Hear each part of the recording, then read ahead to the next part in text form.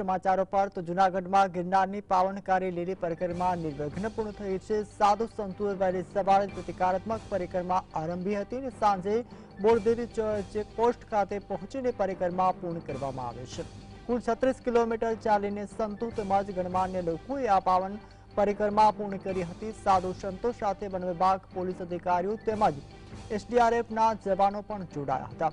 આ વર્ષે ભાવિકો પરિક્રમા કરી ન શકતા તેનો ખેદ વ્યક્ત કરતા સાધુ સંતો જણાવ્યું હતું કે અમે જે પરિક્રમા કરી છે તેને સર્વપૂર્ણ અને તમામ ભાવિકોને અર્પણ કરીએ છીએ।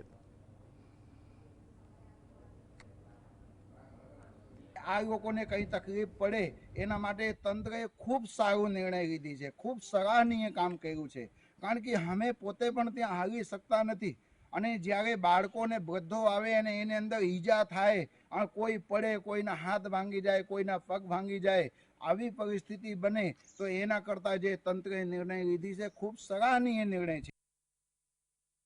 વરસાદના વિઘ્નને કારણે આપણે પરિક્રમાર્થીઓને ગિરનારની પરિક્રમા કરાવી શક્યા નથી, પણ આપણી વર્ષોની પરંપરા ન તૂટે અને સનાતની પરંપરા જળવાઈ રહે એ હેતુથી અને પ્રતિકાત્મક રૂપે પરિક્રમા કરવાનું જ્યારે નક્કી થયું ત્યારે ભવનાથ તળેટીના સ્થાનિક સાધુ સંતો, રામટેકરી મહંત કિશનદાસ બાપુ, સુખરામદાસ બાપુ, કૈલાસગીરી મહારાજ, હંસગીરી મહારાજ, આવા ઘણા બધા સંતોએ આજની આ પરિક્રમા કરી, સાથે ભાવિક ભક્તો પણ